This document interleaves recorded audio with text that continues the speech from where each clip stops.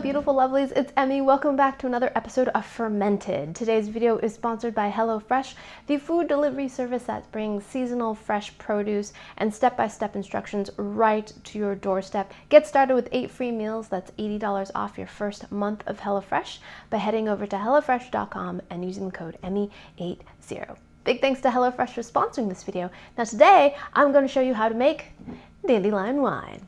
Disclaimer time! This video is made for entertainment purposes only. Do not make this recipe if you're under legal drinking age. Thank you! Now this project started a few months ago back in May when dandelions were all over the grassy fields here in New England. So dandelion wine is an old recipe. People have been making alcoholic beverages made from fermented fruits or things that contain sugar like flowers for centuries. Now when I first heard about dandelion wine, I knew I had to make it.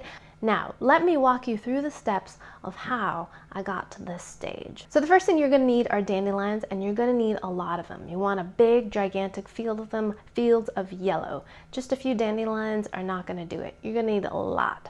Also, and most importantly, you want to make sure these dandelions have not been sprayed with any kind of pesticides or fertilizers. So in my case, I picked my dandelions right out of my backyard. Good job, boys.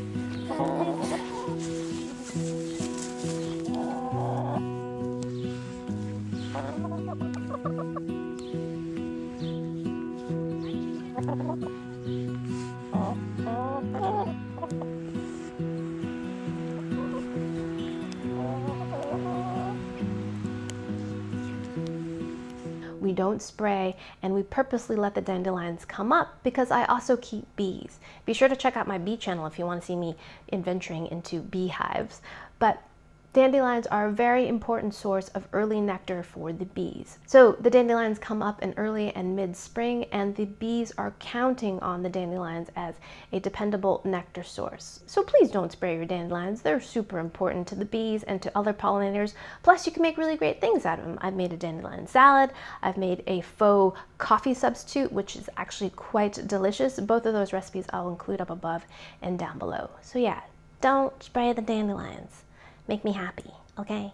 Okay. So my recipe is adapted from one that I found from practicalselfreliance.com, and I will put the link down below to the original recipe if you're interested. So once we've picked the dandelions, we're going to remove the petals from the sepal, which is the green kind of part that holds everything together. The easiest technique I found is if you hold the cluster of petals in one hand and then use your other hand, your dominant hand, to kind of squeeze the sepals and kind of just wiggle and pinch them right off.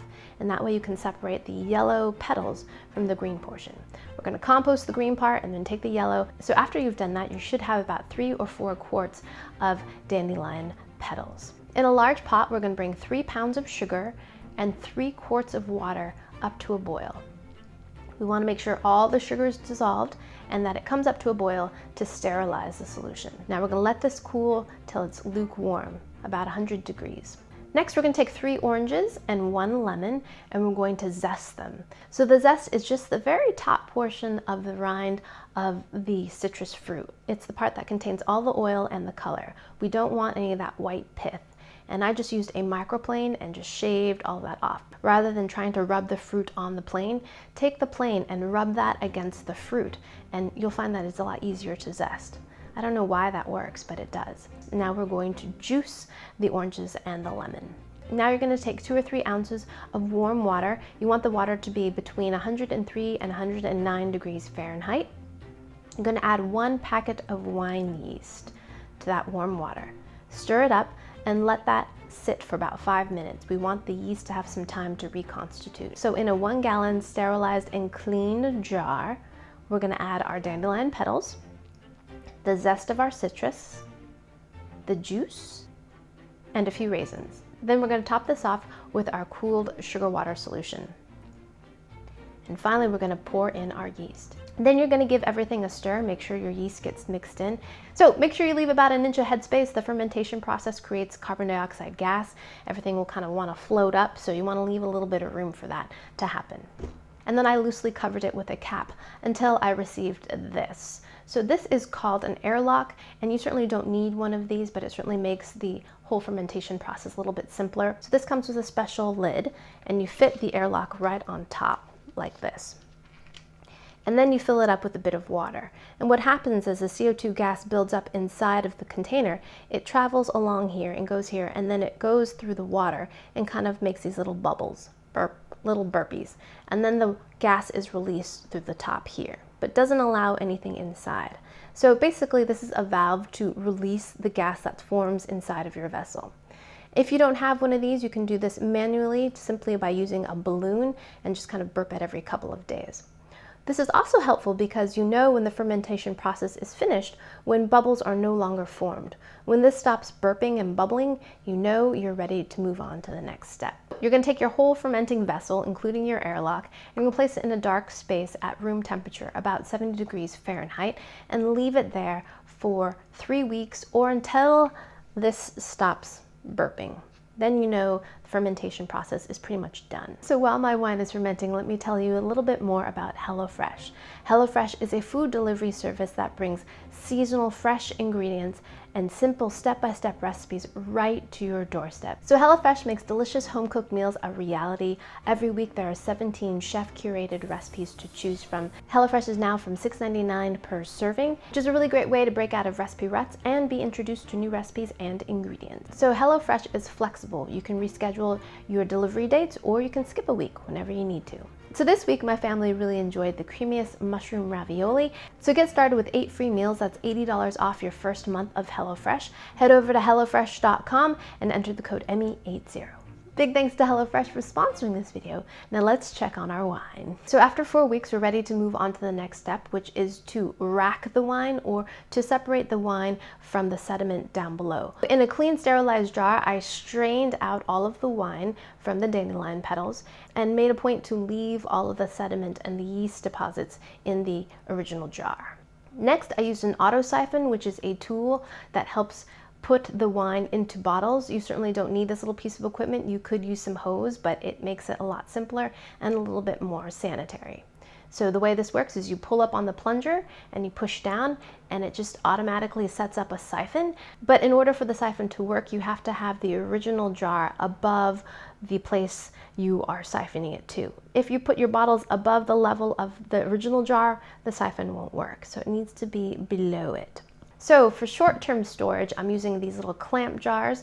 I also cleaned and sterilized these as well and filled them and left a little bit of headspace. So I got about 6.5 bottles of wine.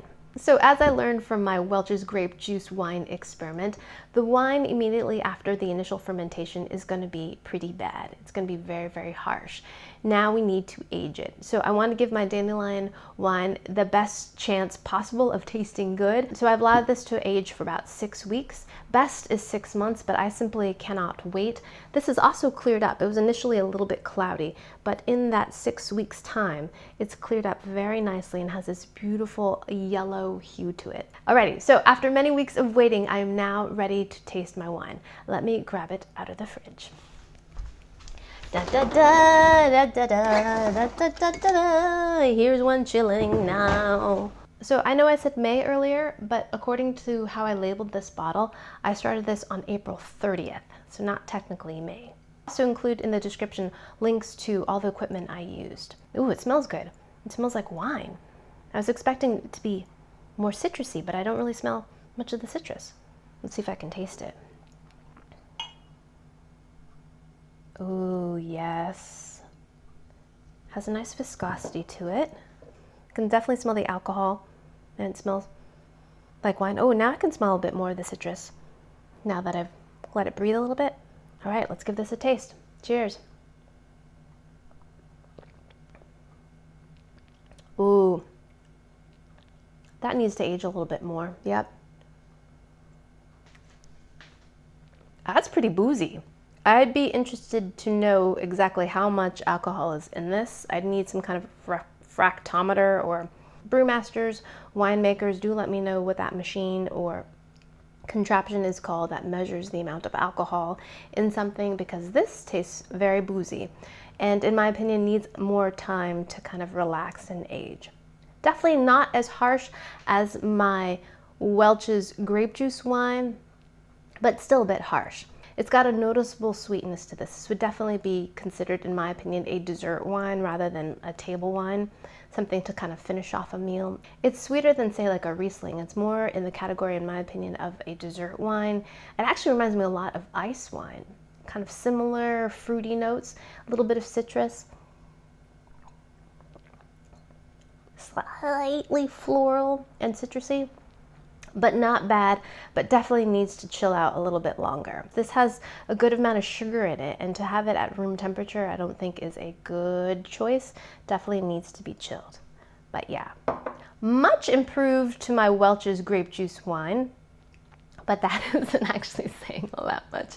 This is very bright and sunshiny. It's just a little bit too sweet for my palate. I think if I would make this again, I would pull back on the sugar just a little bit. Yeah, but still, dandelion wine, homemade, is a pretty satisfying thing to do. Alrighty, so there you have it. Dandelion wine, sunshine in a bottle. I hope you guys enjoyed that one. I hope you guys learned something. Big thanks to HelloFresh for sponsoring this video. Get 8 free meals, that's $80 off your first month of HelloFresh by heading over to HelloFresh.com and using the code EMMY80. Thank you guys so much for watching. I hope you guys enjoyed that one. I hope you guys learned something. Please share this video with your friends. Follow me on social media, like those videos, subscribe, and I shall see you in the next one. Toodaloo, take care, bye!